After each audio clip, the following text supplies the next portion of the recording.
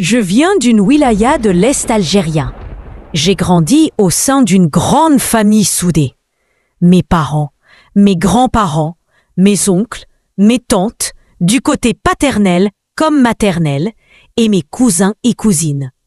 Toute la famille vivait dans le même douar, ce petit coin de terre où chaque visage est familier, chaque ruelle chargée d'histoire. Je suis la 3e enfant d'une fratrie de 4. Avant moi, il y avait mon frère aîné et ma grande sœur, puis moi. Et après moi est arrivé notre petit frère. C'était au milieu des années 90, plus précisément en 1995. Une époque où les jeux se faisaient à l'extérieur, dans la poussière, entre les rires et les chamailleries d'enfants. J'avais environ 12 ans à cette époque. Ma mère me laissait parfois sortir jouer avec les enfants de mes tantes et de mes oncles. Tous habitaient dans le même village et leurs enfants étaient devenus mes compagnons de jeu. Quand midi sonnait, je me dépêchais de finir mon repas, dans l'unique espoir de retourner dehors au plus vite.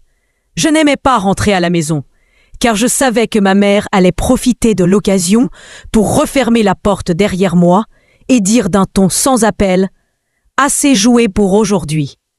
Elle ne me laissait sortir que rarement, et toujours avec difficulté. Alors, je me collais à elle avec mes yeux suppliants, répétant avec tendresse « Maman, chérie, laisse-moi sortir juste un peu, je reviendrai vite ». Un jour, nous jouions devant le jardin de mon grand-père. Il nous répétait sans cesse de ne pas toucher à ses affaires, ni de faire de bêtises près de ses arbres. Il était très protecteur de sa terre, de ses figuiers, oliviers, grenadiers, tout ce qu'il cultivait avec amour. Il élevait aussi quelques vaches et moutons que mon frère aîné et mes cousins gardaient pour lui. Pour éviter ces remontrances, nous avions décidé ce jour-là de nous éloigner du jardin et de nous diriger vers l'oued. Là-bas, loin des regards, notre imagination pouvait enfin s'exprimer librement. Nous avions inventé un jeu. Il fallait puiser l'eau de l'oued et la verser dans un grand récipient. Le premier à le remplir gagnait 5 oranges, une récompense qui, à nos yeux, valait tout l'or du monde.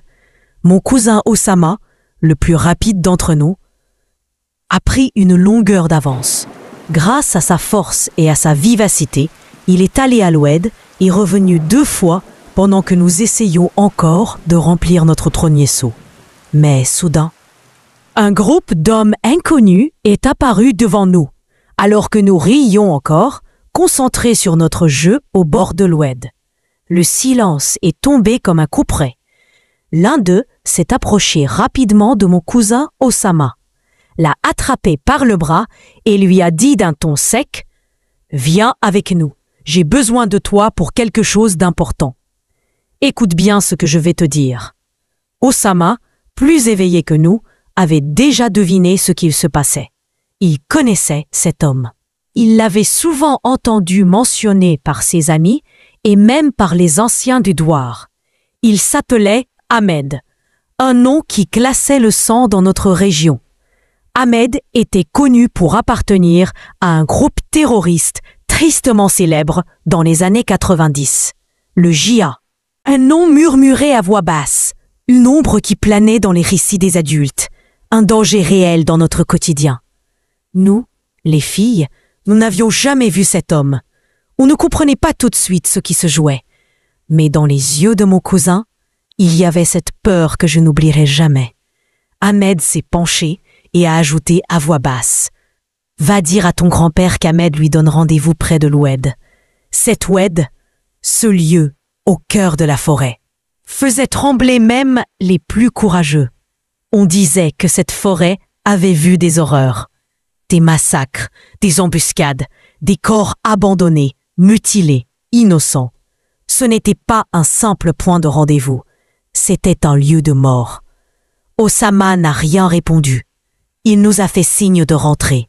Il nous a toutes accompagnés à la maison, silencieux, le visage fermé. Une fois à la maison, il s'est avancé vers notre grand-père, rassemblant tout son courage, et lui a raconté ce qui s'était passé. Mais avant même qu'il ne termine, notre grand-père s'est levé d'un bond, le visage en feu. « Pourquoi t'es-tu approché d'eux? Tu ne sais pas qui ils sont ?» cria-t-il, avant de lui asséner une gifle. La colère, la peur, l'inquiétude, tout se mélangeait sur son visage. « Tu savais que c'était un terroriste ?» a-t-il insisté. Osama, les larmes aux yeux, a répondu. « Oui, je le savais, mais j'avais peur qu'ils entendent quelque chose. Et qu'ils s'en prennent à mes cousines qui étaient avec moi. Qu'est-ce que j'aurais pu faire, moi, tout seul ?» Mon grand-père, hors de lui, a crié « Taisez-vous tous, et que personne n'ose sortir aujourd'hui !» Puis il a levé la voix, s'adressant à tout le douar. « Fermez les portes! Faites rentrer les femmes et les enfants immédiatement !» Le ton n'admettait aucune discussion. C'était l'autorité du chef, du sage, du pilier de notre famille.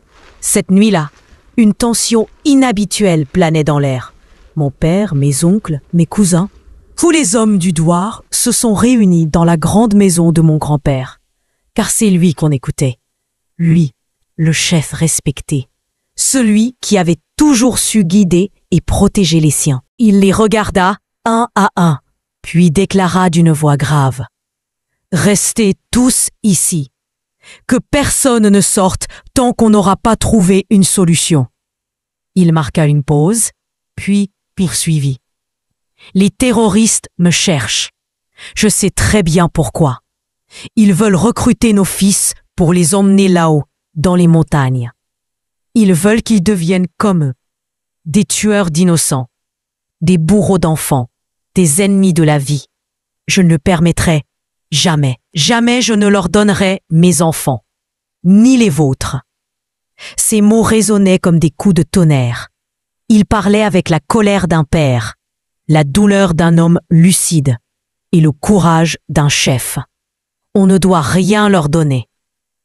Pas de nourriture, pas d'argent. Et surtout, pas nos fils, pas nos filles. S'ils veulent qu'on se soumette, ils devront marcher sur nos corps. Un silence pesant suivit, mais dans les regards, on lisait la peur, oui, mais aussi la détermination. Moi, petite fille au milieu de tout ça, je ne comprenais pas tout, mais j'écoutais.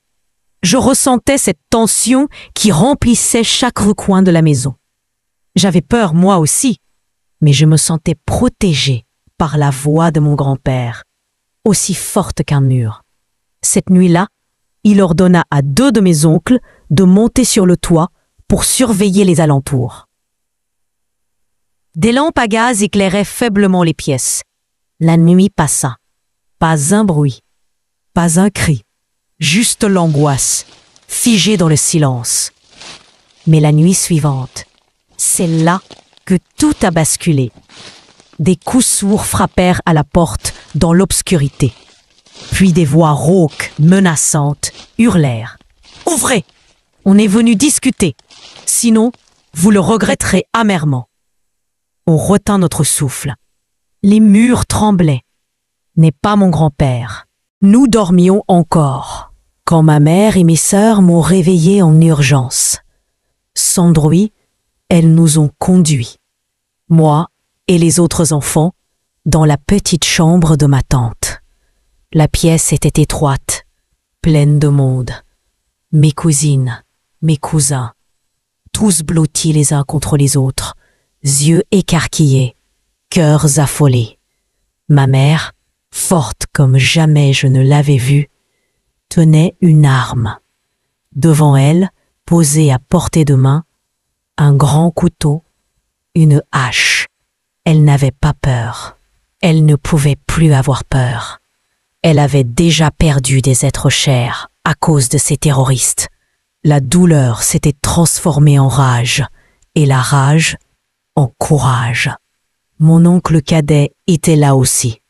Lui portait une hache et une longue épée, héritée de mon grand-père. Mon père, lui, était resté avec mes oncles et mon grand-père à l'entrée de la maison. Mais c'est mon oncle aîné qui, cette nuit-là, risqua tout.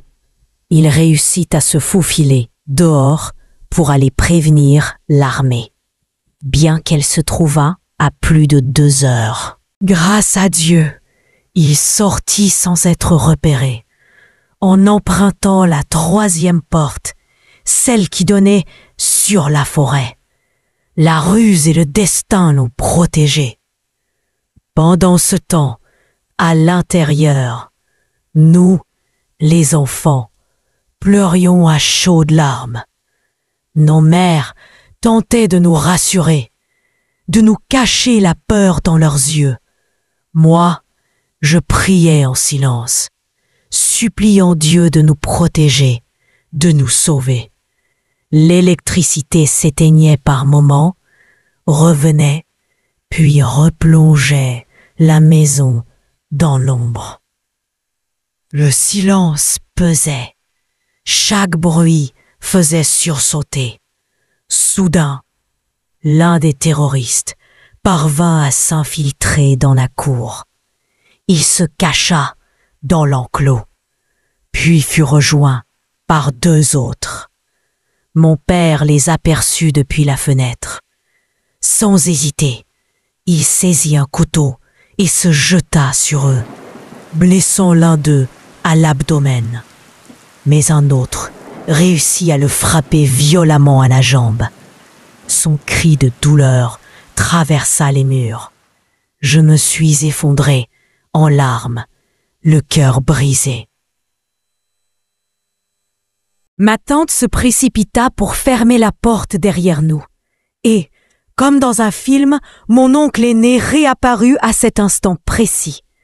Armé de sa hache, il fonça sur les terroristes, les frappant avec toute la force du désespoir. Il en terrassa 2 d'un seul coup. Mais ils étaient nombreux, trop nombreux. Le 3e terroriste frappa violemment à la porte. Nous hurlions, appelant au secours, pleurant à plein poumon. Quelqu'un, dans la panique, avait oublié de bien fermer la porte de la forêt. Ils s'y engouffrèrent comme une vague noire. Le bruit de leurs armes se rapprochait. Et là, mon grand-père se dressa au milieu de la pièce, droit comme un chêne. Sa voix tonna. « Allahu Akbar! Allahu Akbar! Ô scélérats! Sortez de chez moi! Je ne vous crains pas, tout comme je n'ai jamais craint les colonisateurs. Viens, Ahmed, lâche que tu es! Je vais t'égorger de mes propres mains et accrocher ta tête dans la forêt. » Les terroristes éclatèrent de rire. Ils capturèrent mon oncle qui gardait la porte. Ils commencèrent à le torturer devant nous, sans pitié. Ils lui coupèrent un doigt, puis sa main, puis sa jambe. Et lui, malgré la douleur, répétait sans relâche « Allahu Akbar, Allahu Akbar ». Ses cris, ses supplications résonnent encore dans ma mémoire. Puis, sans remords, l'un des terroristes lui tira une balle dans la tête. Mon oncle s'effondra et devint un martyr. Le chef des terroristes, Ahmed, s'approcha de mon grand-père et dit avec un rire glaçant « Voilà, ton fils est mort. Alors, dis-moi, combien il t'en reste encore? Qu'on finisse le travail. » De larmes ont coulé sur les joues de mon grand-père. Il ne pleurait presque jamais, mais là, il avait perdu un fils. Ma grand-mère, debout, le regard plein de douleur et de dignité, s'est mise à pousser des youyous déchirants, criant d'une voix tremblante. « Mon fils est un martyr !» Ma tante, elle, ne pouvait plus se contenir. Elle éclata en sanglots, des pleurs lourds, pleins de rage et de chagrin. Puis, sans un mot, elle saisit un couteau et me dit « Ferme bien la porte derrière moi. » Avant de sortir, elle me tendit un autre couteau que je serrais entre mes petites mains. Même mes jeunes cousins, malgré la peur dans leurs yeux, tenaient des objets, bâtons, haches, couteaux, chacun prêt à défendre ce qui lui restait. Ma tante sortit, déterminée. Elle ne tremblait pas. Elle voulait tuer Ahmed, de ses propres mains, venger son frère, venger son fiancé, venger Zara. Elle se cacha dans une vieille pièce en ruine, non loin de l'enclos. Mon père, l'ayant vue partir, la suivit discrètement. Il voulait la protéger, mais il savait aussi qu'il ne pourrait pas l'arrêter. La douleur l'avait transformé. Tapis dans l'ombre, ils entendirent le rire odieux d'Ahmed. Il parlait à 2 autres hommes. « Ce soir, on termine tout. On prendra Khaled avec nous. Khaled, c'était mon oncle, celui qui était parti chercher l'armée. » Ma tante chuchota à mon père. « Tire sur les 2, et sur Ahmed surtout. Tire !» Mon père s'avança, silencieux comme un fauve, dissimulé derrière un vieux réservoir d'eau. Il leva son arme. Visa. Bang. Le premier terroriste s'effondra, une balle en pleine tête. Le deuxième tenta de fuir, sortit son arme, mais il ne savait pas d'où venait l'attaque. Trop tard. Ma tante, surgissant de l'ombre, lança une pierre avec une précision incroyable. Elle frappa la main de l'assaillant et son arme tomba au sol. Blessé, il cria, tenant sa main en sang. Ma tante, elle, ne s'arrêta pas. Elle cherchait Ahmed, et elle l'avait enfin en face d'elle. Elle le vit avancer, arme en main, prêt à tirer sur mon père. Elle se plaça entre eux, l'arme levée. « Aujourd'hui, Ahmed, tu vas mourir. » Il hésita, il la regarda. Elle aussi l'observait, mais pas avec peur, avec rage. « Tu reconnais ma voix? Tu te souviens de moi, Ahmed? Espèce de lâche! Combien de personnes as-tu tué? 30? 100? Encore plus? Tu es un monstre, un traître. Pourquoi as-tu tué ton propre cousin? C'était mon fiancé, mon amour. Il t'avait fait quoi? Et mon frère? Et Zara? Pourquoi l'as-tu violé? Pourquoi lui as-tu volé sa fille? Tu es un lâche, Ahmed. Et je ne te laisserai pas mourir en martyr. Tu ne le mérites pas. Elle tira une seule balle, en pleine tête. Ahmed, l'émir du groupe terroriste, tomba au sol, raide mort. Le tyran était enfin vaincu. Le silence se brisa. Des cris de joie, des larmes, des you-you. Ma tante, le visage en feu, s'arracha presque la peau, tant elle criait « Maman! Papa! Je l'ai tué! Allahu Akbar! Allahu Akbar !» Mon père courut vers elle et la serra dans ses bras. Il la ramena à la maison, en larmes, fier d'elle, brisée, mais debout. Mais l'histoire n'était pas finie. Les autres terroristes, eux, s'étaient cachés dans la maison. Ils attendaient le moment pour attaquer. Leur objectif était clair, enlever les filles. Et l'un d'eux avait réussi à ouvrir une porte, celle qui menait directement à nous. Les pleurs résonnaient dans la pièce, mêlés aux coups sourds et répétés sur la porte en bois. Je sentais chaque impact vibrer dans mes os. La porte allait céder. C'était sûr. J'ai hurlé, la gorge nouée, la voix étranglée par la peur. « Papa, où es-tu? Papa, viens! Grand-père, ils sont là! Ils sont venus pour nous! » Mon frère, le visage tendu, a crié à travers la porte. « Éloigne-toi! Je n'ouvrirai pas! Avance si tu veux mourir !» Et Oussama, le cœur rempli d'un courage fou, lança « Espèce de lâche! Approche si tu en as le courage !» Puis il ferma les yeux, comme s'il se préparait à mourir. Moi, j'étais en pleine crise de panique. Je pleurais sans m'arrêter. Tout mon corps tremblait et je ne voyais plus rien d'autre que cette porte, cette fine séparation entre la vie et la mort. Mes cousines, mes cousins, mon oncle, ils tentaient de la retenir de toute leur force. Mais je sentais qu'ils faiblissaient. La mort était là, toute proche. Je la sentais me frôler. Puis ce rire, le rire des terroristes, un rire glacial, inhumain. Ceux qui ont vécu ce genre de nuit comprendront. C'était comme un cauchemar dont on ne se réveille pas. Un film d'horreur qui dure trop longtemps. Et alors que tout semblait perdu, des coups de feu, d'abord lointains, puis plus proches, puis tout près. L'armée était arrivée. Nos cœurs ont explosé de soulagement. Les terroristes, pris de panique, ont fui vers les montagnes. Mais mon grand-père, toujours debout, leur tirait dessus sans relâche, tandis que mon père leur lança des pierres pour les ralentir. 3 d'entre eux ont été abattus. Les autres ont tenté de fuir, mais l'armée les a pourchassés.